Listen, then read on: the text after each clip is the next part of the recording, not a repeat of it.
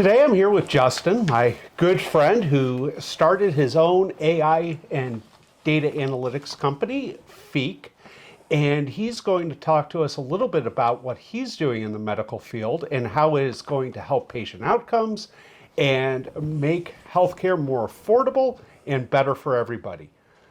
Nice to meet you, Justin. Pleasure, Bill. Thank you so much for having me on your podcast. We're coming to you pre-recorded here from actually my studio out in Novi. As Bill said, we work in artificial intelligence, primarily around natural language processing and computer vision. So we do a lot of recording here as well. All right. Well, I want you to tell me a little bit about Feek and what value it brings to the healthcare market.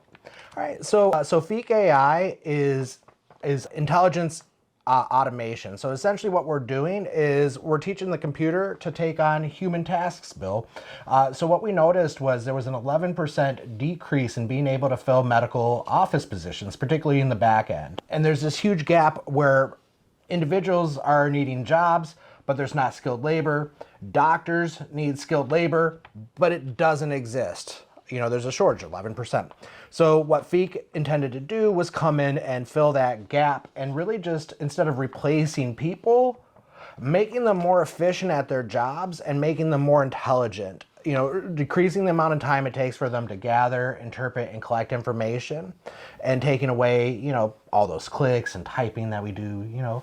It's really like the whole goal of artificial intelligence the whole time was really just to make our lives easier, but instead, we made our video games more fun, and we positioned ads a lot more intelligently, but things like medical care has really seen a hit in being able to grow this technology. And a lot of people really in this space are focused more on patient diagnosis or being able to understand, you know, do they have a tumor? Do they have this? Do they have that? But patient care is already moving faster. And personally, I don't want a bot telling me what's wrong with me. I want a human interpreting that information. But what was really lacking was those operational efficiencies that could have our lives made easier through the use of automation and artificial intelligence, and really just managing that patient's back end care much more effectively, efficiently, and with a lot less error. Well, you and I have talked quite a bit about the administrative burdens that doctors have, and also the large amount of overhead that they can end up having due to just the burdens that payers and other companies are putting on them. Do you have a specific focus where you're trying to break into the market? Is there a specific, like, one thing or niche that you're trying to carve out? Yeah, currently, Bill, we're working on actually medical pre-authorization. You know, reducing the amount of time that it takes for the medical billing specialist and medical billing coder to collect the information from the electronic medical records or electronic health records, depending on which one your office uses. So we're reducing down that time as well as reducing down the human error, because what we've noticed is some offices could have double-digit payers, right? So there's, you know, they could have 10 or 15 different insurance companies that they work with, and each one of those insurance companies have a nuanced policy and procedure for how you submit for pre-authorization, even sometimes down to the specific billing code, right? So, you know, maybe a septoplasty requires the usage of a CT scan. And now you're, instead of relying on a human to go through, okay, I checked this box, I checked that box. We can train these bots, we can train this artificial intelligence to act like a human, and it never forgets. Excellent, excellent. Do you have any production models out there that are working, or what do you have that is coming out into production right now that you feel is a game changer? So currently, Bill, we are in production. So we have our Evelyn model, which is actually named after the medical billing specialist. We did get her permission to use her name on our automation tool. So our tool Evelyn, what that does is it goes in, and without uprooting or changing changing the doctor's policies and procedures, we adapt our technology to work more efficiently in their office. So we can collect data directly from the EMR EHR, or we can collect it from PDF scans. So for example, we can go right in without the usage of an API or a database connection. We can go right into the EMR EHR and navigate that like a person without having to contact a ModMed, without having to contact some of these other providers. we don't need those additional layers, which also adds to the providers, safety and security, right? Like if we're not sending stuff out to the internet, there's stuff that's not going to get intercepted. We keep it all on premise. We keep it nice, tight, and secure. So we gather that information and then we contextualize it, right? So we understand that, okay, this patient has, these billing codes here. Well, so what does that mean? Okay, well, based off of what the insurance provider is telling us, so the insurance payers are telling us, they're looking at a $35 copay and their procedure is going to be on this date. And then we set an alert, and Evelyn, the human Evelyn, can actually go in and make calls to the patient or back to another provider, the healthcare payer, if there's any hiccups or what have you. But what we're doing is we're reducing down that amount of time that somebody's actually, filling out the form, writing the forms. And making sure that the medical billing specialist and the coder is able to do what they do best. Verify the information, talk to the patient, talk to the payer, and remove all that repetitive hassle. So we do have that in production. That's been going for a few months now. So we're anxiously awaiting some, what those results look like. We don't want to, oversell what it is that we're doing. We really want to understand, okay, after what does it look like after 3 months? What does it look like after 6 months? How many more procedures was the provider able to do? How many less rejections or resubmissions did they have? So all those important metrics that really help improve the bottom line of a medical practitioner. In addition, into removing down, I think 1 out of 5 days every week in the office is spent on creating those pre-authorization forms. Like if you had to think about in totality, you figure 20% of your work week is filling out these forms. Well, we reduced it down to about 5. Oh, that's incredible. It's certainly helpful to the staff there. Have you had any feedback regarding this at all? Has it been positively received? Yeah, the feedback has been positively received, right? Because it does reduce down the amount of time and effort that the medical billing specialist and the medical coder has to spend on these tasks and procedures.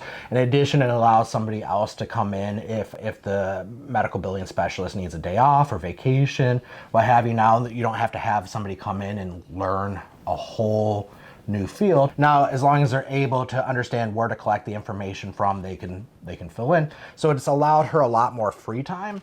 But what we're waiting for is what does it do to the provider's bottom line? How many more procedures? How much more efficient were they able to get, and how much money did they save or increase in revenue over the course of some months?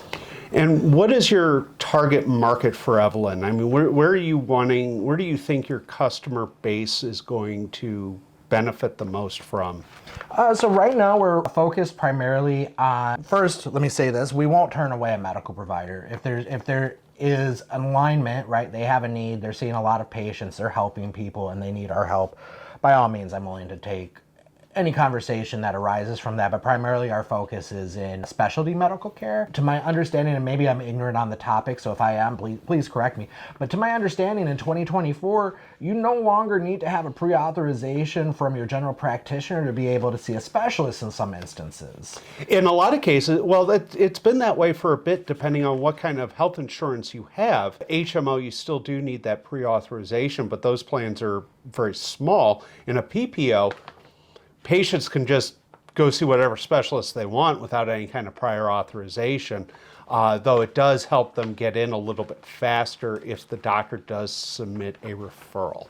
So that's pretty close to my understanding. So prior to starting out my own business, I was on a PPO, and it was about I guess it was 2023 where I noticed the change, where I was able to get into a specialist, but with the PPO I had prior, I still had to go get that pre-authorization or that referral from my general practitioner. And so it just seemed like it seems like there's a lot more activity at these specialist providers.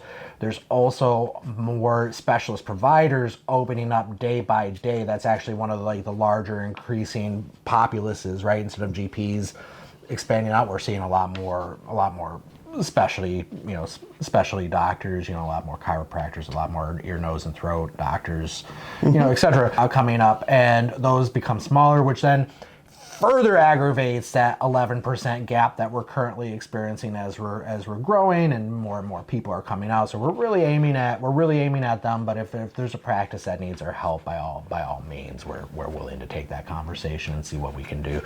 We do really well in practices that have 2 or more doctors. I mean, obviously we can go on a single practice, single provider practice, but realistically, what you have to take a look at what your volume is, right? Does it make sense for you as a provider to bring in this type of technology, if you don't really have the flow coming through the doors? Right. So in this, you have NLP, natural language processing, and you use within that scope, you use an LLM.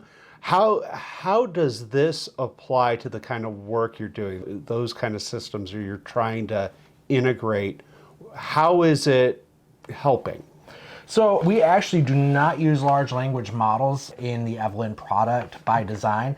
Reason being is we want to ensure HIPAA compliance. And if we have an API call and we have data for those of you who don't know, an API call is a fancy like Google search. You type in something and then it goes and it has like this series of tasks that it does to retrieve your information, but you don't know what's in between point A and point B, right? So you're at the mercy of all that information passing back and forth. Well, if I say, Bill Wagner needs a 5207 and somebody's smart enough to know that, okay, maybe he's getting his ears lowered a little bit or, what have you.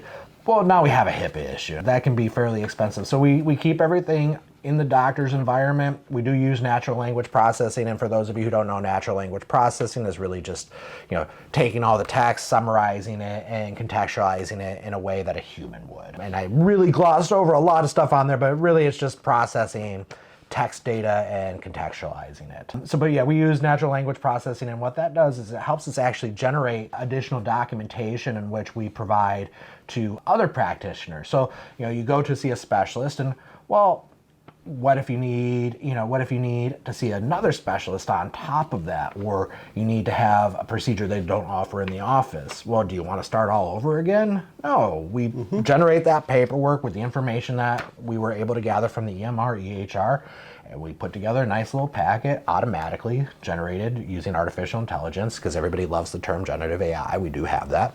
And so we create documentation then that the patient can take with them, in all just a matter of moments. Excellent. Now, if I was a doctor's office hiring you, how long does it take me to bring you in, to create the software and then launch the software that could help out my practice? So I think the first time around, we spent a couple weeks inside the practice just to really understand what they were going through when we first built out this solution. However, we built this to be completely reusable, and so now we're able to get in and about 2 to 6 weeks on site. And when I say on site, that doesn't necessarily mean we're taking over their system or uprooting or upending everything.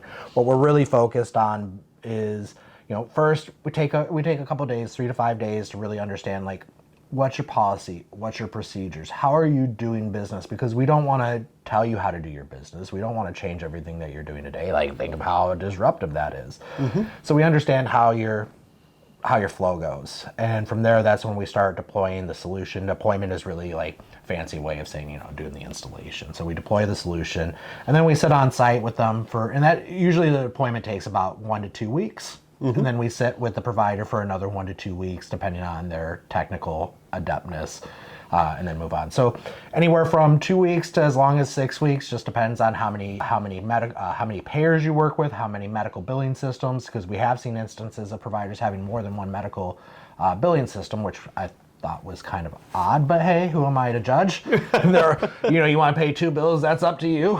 So it really just depends on how many, what the volume of data, what the volume is in your office, how many medical billing specialists you have in-house, what is it exactly that you need? Because in some instances, we're just generating the documentation and not sending anything off to the payers' websites. In other instances, we're doing only the payers' website and not the documentation generation.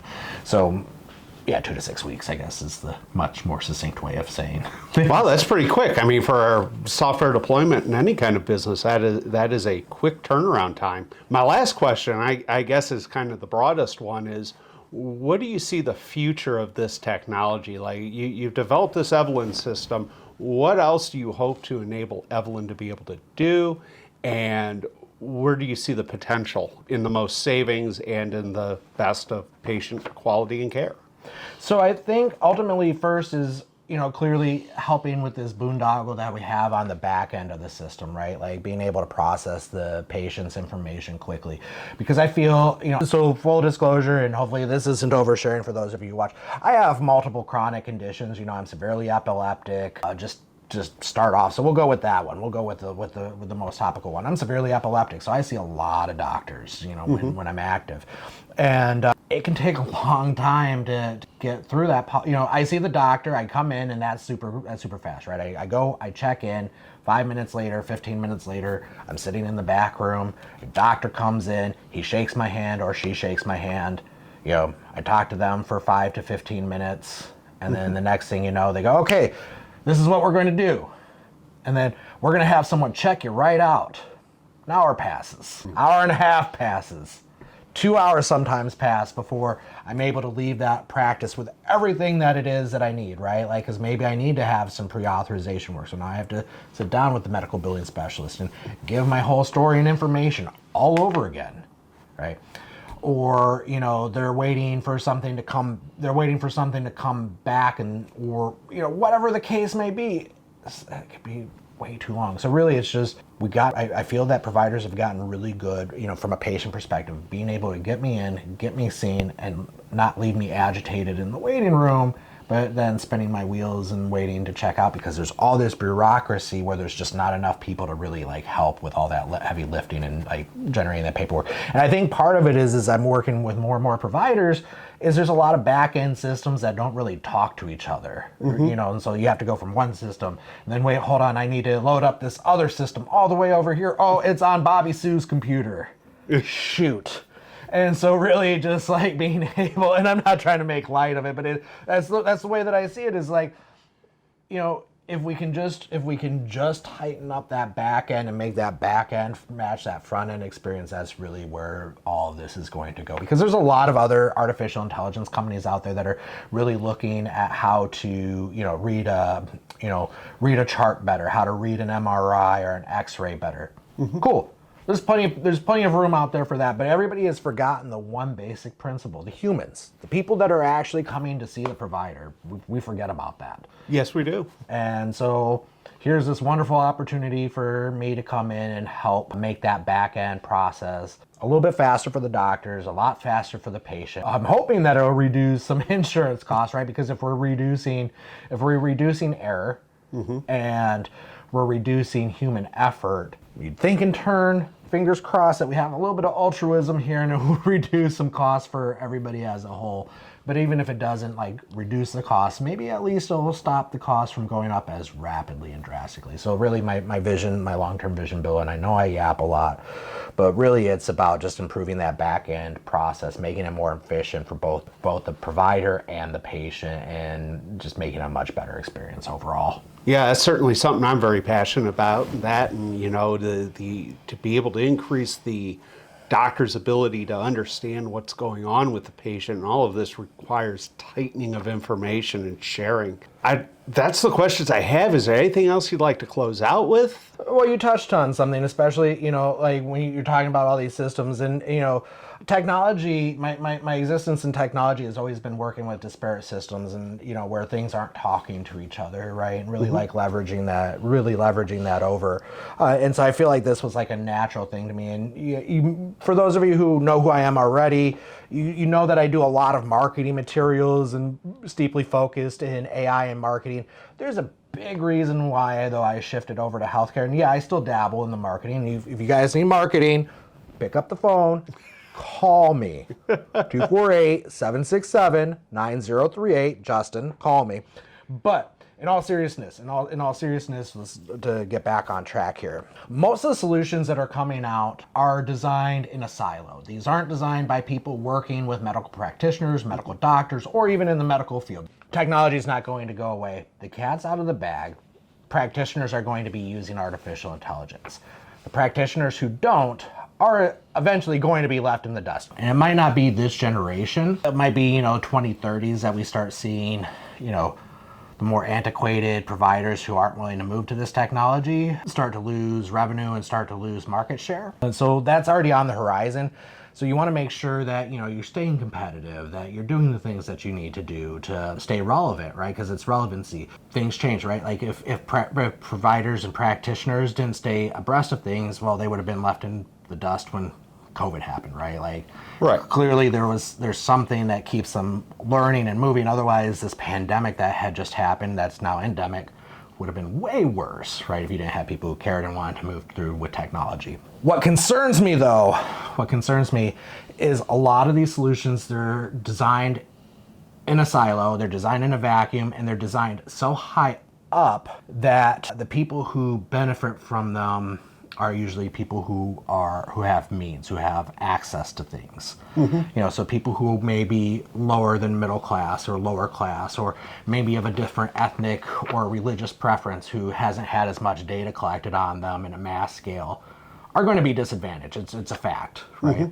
So my solutions are designed for the fields in which I'm helping with, right? So that way, if you're black, brown, purple, yellow, green, pink, doesn't matter.